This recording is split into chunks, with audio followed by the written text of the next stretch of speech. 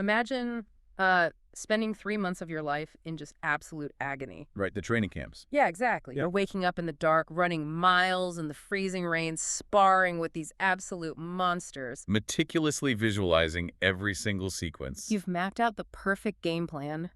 And then exactly 10 seconds after the opening bell rings, you are lying flat on your back. It's just a nightmare. You're staring up at the blinding arena lights, listening to 20,000 people screaming for your demise. You haven't even thrown a meaningful punch yet. And your brain is already resetting itself from a massive concussive impact. Right.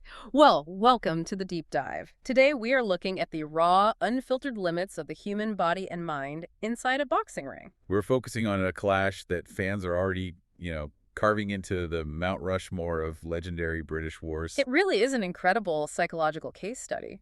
We are dissecting the events of May 9th, 2026, the WBO heavyweight title fight between Fabio Wardley and Daniel Dubois. And to do this right, we're pulling from two incredibly vivid, real-time sources today. Yeah, we've got angles that capture the event from totally different perspectives. First, we have the official blow-by-blow live text commentary feed directly from BBC Sport. Which gives us that clinical round-by-round breakdown, plus insights from their seasoned ringside pundits. Exactly. But to really capture the pulse of the night, we're cross-referencing that with a highly active, real-time fan reaction thread from the 4Boxing community on Reddit. Thousands of hardcore boxing fans experiencing every single momentum shift together. Every drop of blood, every tactical failure, just unfiltered in real time. It provides the perfect duality for our analysis, I think. It really does. On one side, you have former world champions and veteran broadcasters on the BBC providing cold, tactical assessments. And on the other, you have the visceral, chaotic, emotional roller coaster of the hardcore fan base watching their predictions just disintegrate. Okay, let's unpack this. Our mission today is to pull apart the unpredictable turning points of this fight. We're going to explore the literal biomechanics of how early, catastrophic disasters turned into historic triumphs. Yeah, and we're going to decode the extreme emotional resilience of both fighters. Plus, we really need to examine the terrifying responsibility of the people standing outside the ring while a man's face is quite literally rearranged. It's a heavy topic. It is. So put yourself in that arena for a second. You're sitting ringside at the Co-op Live in Manchester. The atmosphere there is just, well, it's something else. Even if you've watched 100 fights, there is something entirely different about the atmosphere of a British heavyweight title fight when there is genuine, venomous, bad blood involved. Right. Can you set the stage for someone who might not know boxing that well? Absolutely. The environment you're describing is a pressure cooker. Right. A sellout crowd in Manchester isn't just an audience. It's like this living, roaring organism that actively changes the psychological temperature of the ring. Oh, for sure. You have the deafening noise, the tribalism, the chants echoing off the rafters. It creates this immense psychological weight. And into that cauldron, you place two heavyweights who are physically terrifying. The physical mirroring here is almost eerie. It's like looking at a glitch in the Matrix. Yeah, they match up so closely. Both Wardley and Dubois stand exactly 6'5". Both men possess an identical 78-inch reach. Matched frame for frame. Exactly. In terms of leverage and skeletal structure, they are identical. The only slight divergence was on the scales. Daniel Dubois came in at 251.75 pounds, while Fabio Wardley weighed in at 242.25. So Dubois carries roughly 9.5 pounds of extra mass. Right. But does that matter at that size? In the modern heavyweight division, where there is no upper weight limit and guys regularly step in pushing 270 or 280, a 9-pound difference between two incredibly athletic guys is practically negligible. So it's basically a wash. Yeah, in terms of sheer kinetic energy, they were stepping into the center of the ring with the exact same ballistic capabilities. But the psychological parity was completely fractured before they even put the gloves on. Oh, absolutely. I was looking at the Reddit thread detailing the initial face-off during fight week, and the animosity was visceral. It wasn't standard promoter-driven trash talk. No, it was real. Dubois flat out refused to shake Wardley's hand. He wouldn't even acknowledge a fist bump, and Wardley had been deliberately poking the bear leading up to this. Heavily criticizing Dubois for a lack of accountability following his previous high-profile loss to the unified champion, Alexander Usyk. Wardley was employing some very specific psychological warfare there. He was poking directly at Dubois' deepest professional insecurity. We'll certainly dissect the baggage of that Usyk loss later, but fundamentally, Wardley was questioning Dubois' heart. He was challenging his basic identity as a fighter. Exactly. So when Dubois refuses that fist bump, it's not petulance. It's a very clear signal. Yeah. He's saying, I hear you, I haven't forgiven you, and my intention in this ring is purely malicious. I look at that physical mirroring. Two massive frames carrying almost 500 pounds of combined mass, and the sheer tension of the refused fist bump. The analogy that comes to mind is two massive skyscrapers leaning toward each other. I like that. You just know, looking at the structural stress, that a catastrophic collision is inevitable. It has to happen. But let me push back on the utility of that anger.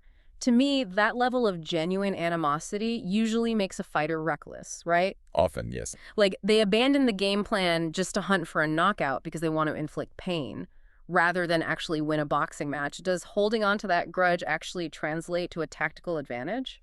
Well, the skyscraper analogy works, but with one major caveat. Skyscrapers don't have adrenaline receptors. Good point. Your assessment of recklessness is exactly the risk. Anger floods the nervous system with cortisol and adrenaline. The danger is that anger severely narrows a fighter's vision. They get tunnel vision. Right. If you step into a ring wanting to hurt someone because they insulted your character, you abandon the tactical framework you spent 8 weeks perfecting. You throw wild, looping shots. You become predictable because you want to take their head off immediately. Exactly. And you leave yourself wide open for counterpunch. It's the difference between a sniper and a guy just spraying bullets. That's a great way to put it. On the flip side, if a fighter possesses the elite emotional control to channel that animosity, it can heighten their reflexes and solidify their focus. It sharpens the blade. But did it sharpen the blade here? Here's the critical point regarding Dubois and Wardley. Whether Dubois' refusal of the fist bump was a sign of hyperfocus or reckless anger didn't really matter in the opening seconds. Because the tension didn't result in a feeling out process? Not at all. It resulted in a catastrophic system failure for Dubois. The literal second the bell rang. System failure is really the only way to describe it. We are moving into the early disaster for Daniel Dubois, rounds 1 through 3. And when we say early, we mean a timeline that barely registers on a stopwatch. 10 seconds. 10 seconds into the very first round, Fabio Wardley detonates a shot and knocks Daniel Dubois down to the canvas. It is the absolute worst-case scenario. I mean, how does that even happen so fast? What's fascinating here is when we talk about the biomechanics of a flash knockdown that early in a fight, we have to talk about the vestibular system. Okay, break that down for us. Your inner ear is filled with fluid, and it regulates your equilibrium. When a 242-pound man like Wardley hits your jaw flush, the brain essentially rattles inside the skull. Oh, wow. And that vestibular fluid sloshes violently. So your internal gyroscope just gets ripped out of its socket? Precisely. The brain immediately sends a panic signal to the legs, effectively cutting the power because it senses trauma. It wants to lower the body to the ground to protect the vital organs from further standing damage. That is wild. So Dubois finds himself on the canvas before his heart rate has even hit its fighting rhythm? Neurologically, your brain is trying to process this concussive blow while your conscious mind is simultaneously realizing your entire strategic framework just evaporated. And if you're the opponent, if you're Wardley, the psychological boost must be like rocket fuel. Oh, Wardley realizes he has a wounded animal in front of him.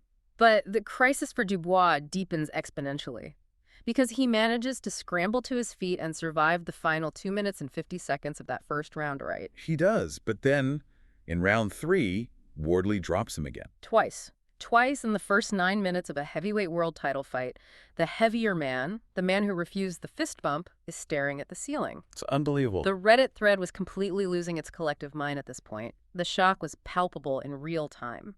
Fans were instantly drawn to Wardley's aggressive forward-marching style. Oh, they loved it. There was this one user named EfficientRound9493 who described Wardley perfectly, saying he was giving off true Siad Juggernaut vibes. That's a terrifying comparison. For anyone who hasn't played Call of Duty, a Juggernaut is a heavily armored enemy that just walks through gunfire.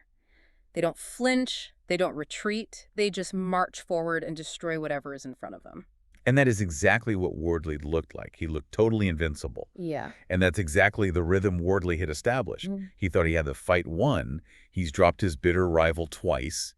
The momentum is entirely his. He's pushing the pace. Right, utilizing that juggernaut pressure, assuming Dubois is a fragile, compromised target, just waiting for the final executing shot. But let's break down the reality of being Dubois in that moment. How does a heavyweight reboot their internal operating system when they've been physically scrambled twice? It's incredibly difficult. You don't get a timeout. You don't have a tech support team you can call to fix the glitch. You just have a referee shouting numbers in your face and a 242-pound man pacing in the neutral corner waiting to finish you off. This is where muscle memory and survival instinct completely override conscious thought. You have to clench your jaw, force your legs to find a canvas, get your guard up, and essentially run a background diagnostic while fighting for your life. Just to survive the round. Exactly. You have to survive the remaining seconds just to get back to your corner. The corner team acts as that tech support. And they don't have much time. They have exactly 60 seconds to slap freezing ice on the back of your neck, which shocks the central nervous system, by the way. Check your pupil dilation and literally scream instructions into your face to reset your tactical focus. If the fight had ended right there in the third round, this deep dive would be a completely different story. It's totally different. It would have been a quick, tragic, validating night for Wardley and a career-ending humiliation for Daniel Dubois. But instead, the script didn't just slowly change, it violently flipped. Which brings us to the crucial turning point of the entire bout, rounds 4 through 8. Okay, Dubois is down twice. By all conventional boxing logic, against a pressure fighter who smells blood, he should be finished. He should be. But somehow he finds his legs. And not only does he survive the onslaught, he begins to completely dominate the middle rounds. The BBC pundits noticed the shift immediately. Yeah, former boxing world champion Richie Woodhall, who was commentating live, made a point to note that for Dubois to get knocked down twice at the start and then turn it around so definitively, he didn't just survive. Woodhall said he dominated those middle rounds. The tactical adjustment Dubois made here is an absolute masterclass in heavyweight boxing fundamentals. What exactly did he change? We talked earlier about how his internal gyroscope was compromised. Well, the specific tool he used to stabilize himself and reboot the fight was his jab. And not just any jab. We always hear trainers yell, work behind the jab. But the way the Reddit fans were describing it, this wasn't a rangefinder. No, it was entirely different. A user named Citus Dead commented, now I understand what people say about Diddy D's jab. Thudding. Oh, that's a great description. That specific word, thudding, keeps popping up in the source material. It implies a really dense, heavy impact. Yes, and understanding the mechanics of a thudding jab is vital for understanding how the fight changed. A standard jab is often flicked out just to gauge distance or blind the opponent for a split second. Right, just to set something else up. Exactly. But a stiff, heavy jab acts as both a sword and a shield simultaneously. Think about the kinetic chain of a heavy jab. It starts with a push off the back foot. The energy travels up through the hips, into the shoulder, and snaps at the end of the glove. Wow. You are transferring a significant portion of Dubois' 251 pounds directly into Wardley's face. So when Wardley is acting like that juggernaut, constantly walking forward to finish the job, what actually happens? Well, if Dubois panics and throws wild hooks to keep Wardley away, he shifts his weight, leaves his chin exposed, and opens himself up to the exact counterpunches that dropped him in the first place. Right, which would be disastrous. Instead, Dubois widened his stance slightly and started firing this piston-like left hand straight down the middle. Because a straight line is always faster than a looping hook, every single time Wardley tried to step forward, his face was met with incredible force. It's the equivalent of walking face first into a swinging bat every time you try to cross a room. That's a highly accurate way to describe the physical toll. As a shield, that thudding jab kept Wardley at a distance. It completely short-circuited the juggernaut's forward motion. And as a sword. As a sword, it started systematically dismantling Wardley's anatomy from the outside. A heavy jab snaps the head back, which disrupts the opponent's vision and balance. It causes micro-trauma to the skin around the eyes. Dubois rerouted the entire momentum of the fight simply by reverting to the most basic yet most devastating punch in boxing. It really reminds me of a chess match where a player makes a catastrophic, unforced error in the opening and loses their queen right away. Okay, I see where you're going. Most players would just resign, right? The psychological blow of losing your most powerful piece is too much. But instead of quitting, Dubois looked at the board, calmed his panic, and started systematically using his pawns, his jab, to control the center of the ring. Slowly restricting the board. Exactly. Slowing down the pace and eventually suffocating the opponent who thought they were cruising to an easy victory. The chess analogy is fundamentally sound, but it lacks the visceral reality of what was happening to Wardley's face. Fair enough. Pawns don't usually cause orbital fractures. Right. In chess, your pawns don't cause the opponent's eye to swell shut. But tactically, you are spot on. Wardley brought the heavy artillery early, but Dubois took control of the geography of the ring. He trapped Wardley on the end of that jab. And as you read through the live BBC updates and the Reddit thread, you can actually feel the narrative shifting in real time. The initial euphoric excitement from Wardley's supporters started to curdle into this creeping, growing sense of dread. You really see that dread materialize in the BBC commentary. Yeah, pundit Steve Bunce, a man who has sat ringside for thousands of fights over his career, made a really chilling observation. He noted that Wardley ended up pushing a lost cause for 6 or 7 rounds. That phrasing is haunting. I want you to think about that. Pushing a lost cause. It implies that by round 5 or 6, the outcome was already a mathematical certainty, but the physical punishment was just allowed to continue. Which leads us directly into the most grueling, uncomfortable, and difficult to watch phase of the entire fight. Yeah, this part is tough. We have moved past the tactical chess match. Dubois has fully established his dominance with the jab. And now we enter a very dark, brutal territory. Rounds 9 and 10. We're calling this section the gargoyle and the concrete chin. By the time the bell rings for round 9, Fabio Wardley is absorbing an absolutely unimaginable amount of punishment. It's hard to even quantify. The BBC live updates are frantically logging the sheer volume of damage. They note he looks completely out on his feet, his balance is gone, but he simply refuses to let his knees touch the canvas. The fans in the arena are roaring, trying to transfer their energy to him. But he is running on total empty. The cumulative physical toll is just staggering. By round 10, Dubois is no longer just using the jab.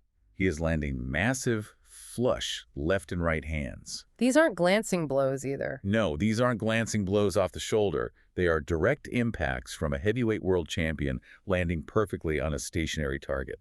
The BBC feed notes Wardley's right eye is completely swollen shut. His nose is badly busted, bleeding profusely, heavily compromising his oxygen intake. It got to a point where Ronald McIntosh, commentating on BBC Radio 5 Live, used imagery that actually made me wince reading it. What did he say? He said Wardley's face was resembling that of a gargoyle. Oh, wow. And he noted that Wardley appeared intoxicated, struggling just to walk back to his corner after the bell. Imagine the level of concussion required for a world-class athlete to look like they're stumbling blindly out of a pub at 3 a.m., but they are trapped inside a 20-foot ring with a 250-pound man trying to separate them from their consciousness. It's terrifying. And this brings us to a critical juncture. It's the moment the ringside doctor is called up to the apron to examine Wardley. Right. The doctor holds up fingers for Wardley to count, a basic neurological test to check cognitive function and visual tracking. The BBC update specifically notes that Wardley, with one eye completely closed, his face disfigured, and standing on shaky legs, guesses the correct number of fingers, and the fight is allowed to continue. I have to pause on that word.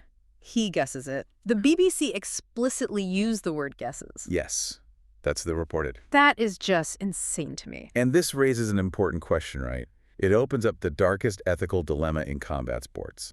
In boxing culture, having heart is the ultimate compliment. It means you are willing to die before you quit. But at what exact moment does extreme durability become extreme negligence? Exactly. We have to examine the heavy, terrifying responsibility placed on the corner team.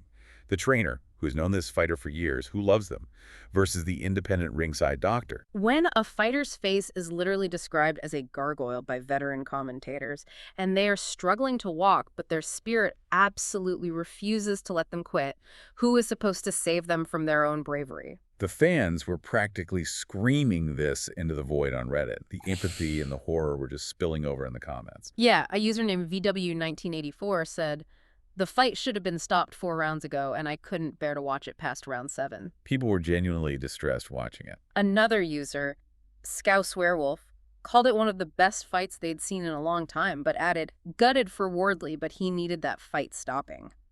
How he took some of those bombs and still stood on his feet is beyond me. They were praising his concrete chin, calling him the toughest guy they've ever seen. It's the ultimate paradox for a combat sports fan, isn't it? You are watching a man demonstrate superhuman resilience, which taps into this primal, awe-inspiring gladiator narrative, but you are simultaneously terrified because you know you are likely watching permanent neurological damage occur in real time. It's a deeply uncomfortable spot to be in as a viewer. But I have to push back on this whole concept, though. I really challenge the romanticization of the warrior spirit in boxing. We use these mythological terms: warrior, gladiator, concrete chin, juggernaut. We do, constantly. But when fans praise a boxer for taking 7 rounds of an absolute life-altering beating, are we, as the audience, complicit in encouraging corners not to throw in the towel? That's a very fair critique. Does the culture of boxing create an environment where a corner team is terrified of stopping the fight because they don't want their fighter labeled a quitter by the public on social media? You're touching on a deeply uncomfortable truth about the psychology of the corner. Yes, the audience's demand for a blood-and-guts war absolutely influences the ecosystem of a fight. The pressure must be immense. The trainers know that if they stop the fight, the fighter whose brain is currently flooded with adrenaline and survival instinct might resent them forever for taking away their microscopic chance at a miracle one-punch comeback. And they have to deal with the public backlash, too. And the trainers know the fans might accuse them of weakness. But fundamentally, a trainer's primary job is not to win the fight.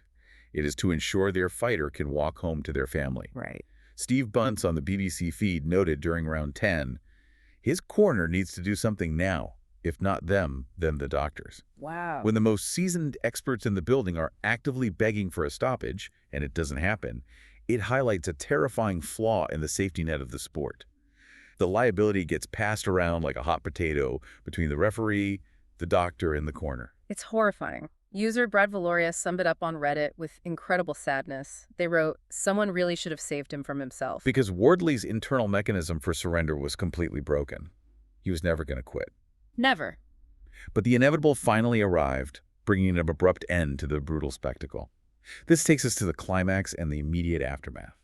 Round 11. We enter the deep waters of the championship rounds.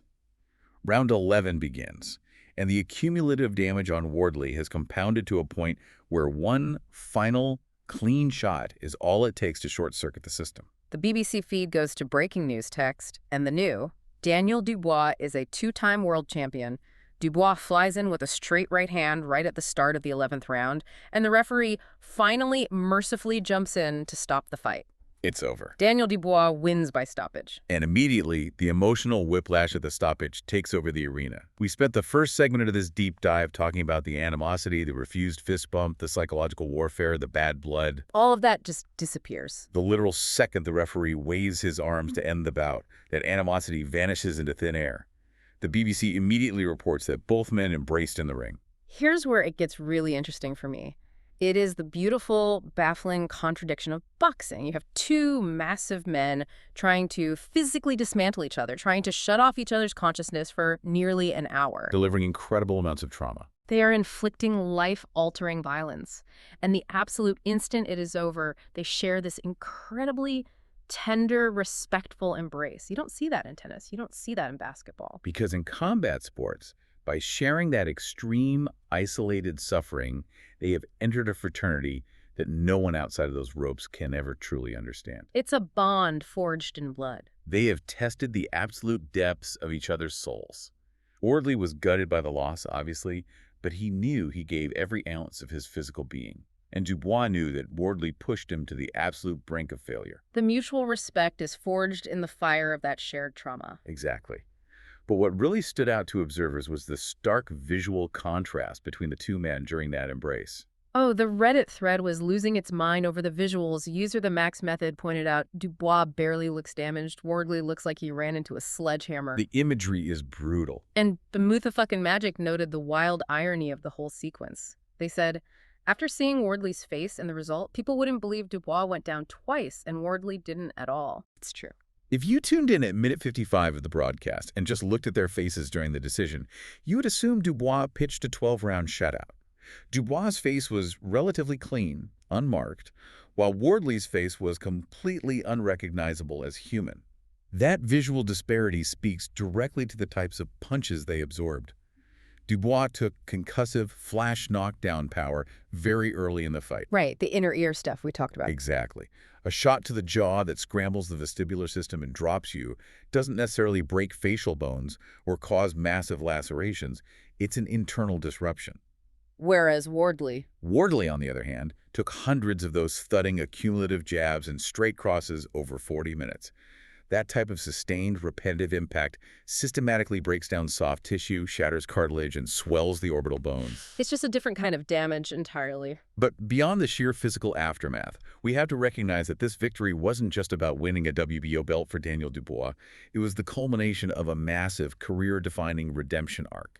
Let's dive into that redemption arc, because it really is the emotional core of this entire event. Before he stepped into the ring on May 9th, Dubois was carrying a heavy, suffocating stigma. He really was. We mentioned earlier that Wardley had deliberately criticized him for a lack of accountability following his loss to Alexander Usyk. In that Usyk fight, Dubois was accused by critics, and heavily by his peers, of quitting. He had took a knee from a jab and let the referee count him out. And in boxing, the Q word is a stain that is almost impossible to wash off. It is the absolute scarlet letter of combat sports. You can lose a fight, you can get knocked out cold, you can be outclassed for 12 rounds, and fans will still respect you. Right. But if the public perceives that you surrendered, that you made a conscious choice to stay down when your body was physically capable of standing up, they are merciless. They never forget it. Dubois carried the immense weight of that quitter label for years. It defined every article written about him. People fundamentally questioned his toughness, his heart, and his basic desire to be a fighter. And then, on this night, he finds himself on the canvas, 10 seconds in, and then again in round 3. Right when everyone is expecting him to fold. A Reddit user named Lord Kara captured the poetic justice of the moment perfectly. They wrote, "Dubois is champion again." Ironic, Wardley talked about lack of heart, but Dubois didn't quit. He went down twice, but came back into the fight and made history. The psychological vindication for Dubois in that moment is almost unfathomable. Think about the mental demons he had to fight off when his back hit the canvas in round 1. It must have been deafening in his own head. The easy thing to do, the thing almost everyone in the arena expected him to do based on his history, was to stay down. The internal monologue could have so easily been, "They were right about me. I don't belong at this level. It's happening again." But he didn't. Instead, he silences the critics in the most violent, definitive way possible. He proves that he doesn't just have heavyweight knockout power. He possesses extreme, world-class resilience. I want you, listening to this, to try and imagine this scenario for a second. Imagine having your biggest professional failure, a moment of deep weakness or doubt, broadcast to millions of people around the world. It's hard to even fathom. Strangers on the internet mocking your character, your coworkers whispering that you don't have what it takes, and then you have to face a physical giant in front of a screaming arena who is actively, verbally reminding you of that exact failure to your face. Right, using it against you. And your response is to climb off the floor twice, walk through hell, and completely conquer them. It is cinematic. It is the stuff movies are written about. It genuinely is. And what's fascinating is how quickly the atmosphere changes once a fighter achieves that kind of indisputable redemption. Oh, overnight. Once that victory was secured in the ring, all the tension, all the bad blood completely evaporated. The conversation among the fans and the pundits immediately shifted from his controversial, heavily scrutinized past to his incredibly quirky present. And his highly lucrative future, of course. Let's talk about Daniel Dubois with a live microphone in his hand, because it is an experience all its own. Quirky is certainly one word for it. He has a very unique, almost jarring post-fight presence. The Reddit thread is full of affectionate teasing about it. Feeling Tough 5056 joked that Dubois sounds like a toddler being interviewed. It's definitely a contrast. Another user, Fuckure, laughed that Dubois just speaks in quotes he's heard in the gym. And another user bluntly joked he's working with single digits IQ. But it's crucial to note the tone of those comments. They weren't malicious. No, not at all. In fact, fans were incredibly quick to defend him. User UDB7201 pointed out that despite his slow, methodical demeanor on the mic, he's actually pretty sharp in his post-fight assessments of what happened in the ring. He knows what just happened. He just says it plainly. Yeah, and Bungle Bengal said he seems pretty nice outside the ring. And Percentage No3843 called him a lovely lad, jokingly comparing him to Lenny from Of Mice and Men. That's a surprisingly apt comparison. He's this soft-spoken, gentle giant who just inflicted unspeakable, life-altering violence on another human being, and then he answers post-fight questions like he's just woken up from a peaceful nap and is slightly confused as to why everyone is shouting. It's a fascinating juxtaposition that boxing fans love. You have an era dominated by hyper-articulate, trash-talking heavyweights who sell pay-per-views with their venomous words and staged press conference brawls. Like Fury or McGregor in MMA, guys like that. Exactly. Dubois sells fights purely with his fists. His post-fight interviews are endearing, precisely because they completely lack that polished PR spin. He's just himself. It's authentic, even if he's incredibly simple in his delivery. He says what he means, usually in 5 words or less. But while he was giving these gentle, repetitive answers in the center of the ring, the entire boxing world was already violently debating what he should do next. Naturally. Because when you hold a legitimate heavyweight world title belt, you have a target on your back and everybody wants a piece of you. The fans and the sources immediately started speculating on his next move. There are a few major options on the table. We saw 3 main names surface in the discussions. First, the massive elephant in the room, an Alexander Usyk trilogy.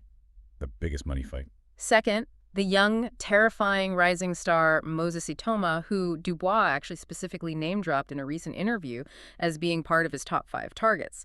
And third, the seasoned, heavy-hitting veteran Zhilei Zhang, who Dubois' promoter Frank Warren has publicly been targeting. If we connect this to the bigger picture and break down the stylistic landscape of the heavyweight division, it is a minefield for Dubois. Let's look at the mechanics of these options. Moses Itoma is young, incredibly fast, and possesses immense natural power. Stylistically, that's a highly dangerous fight for Dubois, because Itoma might bring that exact same juggernaut pressure that Wardley did, but with vastly more refined technique and head movement. That sounds like a long night. Then you have Zhilei Zhang. Zhang is a massive southpaw with devastating counterpunching ability. We know from promoter Frank Warren's own comments that Dubois struggled with Usyk because he is a southpaw. Let me stop you there, because the southpaw element is crucial. For anyone visualizing this, a southpaw stance means Zhang fights with his right hand forward and his left hand back, right. Correct. Why is that specifically a nightmare for Dubois? Against an orthodox fighter like Dubois, who stands left foot forward, their lead feet constantly clash. This opens up the angle perfectly for Zhang's straight left hand right down the middle. Oh, I see. That straight left hand is exactly the punch Usyk used to repeatedly tag and eventually drop Dubois in their previous fights. Zhang would look to exploit that exact same geometric vulnerability, but Zhang carries significantly more one-punch lights-out knockout power than Usyk possesses. So one slip up and it's over. It's a fight where one mistake from Dubois ends his night. Okay, I have to jump in and push back on the first option you mentioned, though, the Usyk trilogy. It's controversial. Fans on Reddit, like Marinko, were literally begging, please no Usyk trilogy. And user efficient round 9493 pointed out that when you see what Dubois just did to Wardley, and then you remember how easily Usyk knocked out Dubois previously, it just highlights the insane level Usyk operates on. Usyk is just in a league of his own. Considering Usyk already finished him, and given the brutal concussive physical toll this Wardley fight just took on Dubois' body, wouldn't a trilogy be stepping right back into the fire way too soon? Is Dubois essentially just acting as a gatekeeper for Usyk's dominance? It's a highly valid critical concern. Taking on a master technician like Usyk requires unparalleled cardiovascular endurance and an elite ring IQ to deal with his constant lateral footwork and feints. And Dubois just took a ton of damage. Dubois just showed immense heart against Wardley, but he also explicitly showed that he could be hit cleanly and dropped early. Usyk's entire game is built on exploiting defensive lapses instantly. So rushing back in would be dangerous. Stepping back into the ring with Usyk, right after a grueling, brain-rattling war like this, rather than taking a mandatory defense against someone less mobile to recover, could be a fast track to losing the very belt he just suffered so much to win. But the undisputed title is where the real glory is. However, the brutal reality of boxing is that the belts dictate the money, and the undisputed title is the ultimate prize. User Few Example 3992 cynically but accurately noted the power dynamics on Reddit. They said Dubois is working for Usyk, keeping all his potential matchups in check. It's a harsh reality of the boxing food chain. You win a bloody war just to earn the right to fight the guy who already beat you. It is the unforgiving nature of the sport. But for tonight, for the events of May 9th, 2026, Daniel Dubois stands entirely at the top of the mountain. He really does. He survived the early ambush, he broke the juggernaut's momentum with technical precision, and he reclaimed his status as a champion. It really is an unbelievable story of human endurance.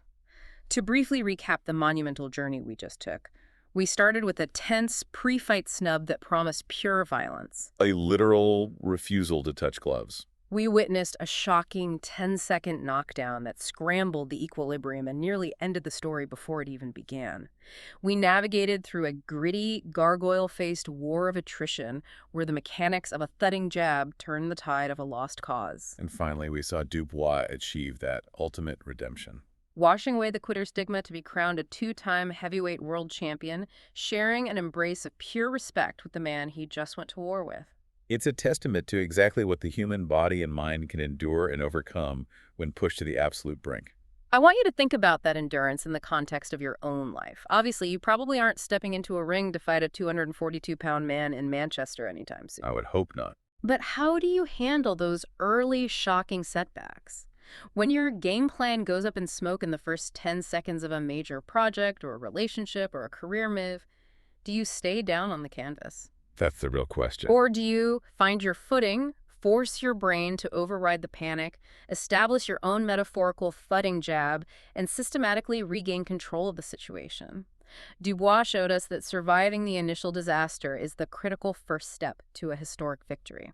And as we close the book on this incredible fight, I want to leave you with a final lingering thought. What's that? We've spent a lot of time today praising the concrete chin of Fabio Wardley. We've marveled at his capacity to endure catastrophic pain. But in an era where neuroscience is constantly revealing the fragile, permanent reality of damage to the human brain, we have to ask ourselves a very difficult question. Yeah. Will the sport of boxing eventually have to evolve its rules to save its bravest fighters from their own unbreakable will? When does the ultimate compliment in boxing, having a warrior's heart, become the ultimate curse? That is a heavy, heavy question to mull over. Well, thank you so much for joining us on this deep dive. Whether you're a hardcore fight fan who tracks every punch stat or just someone fascinated by the extremes of human resilience, we appreciate you spending your time with us. Stay curious, keep exploring, and we will catch you on the next one.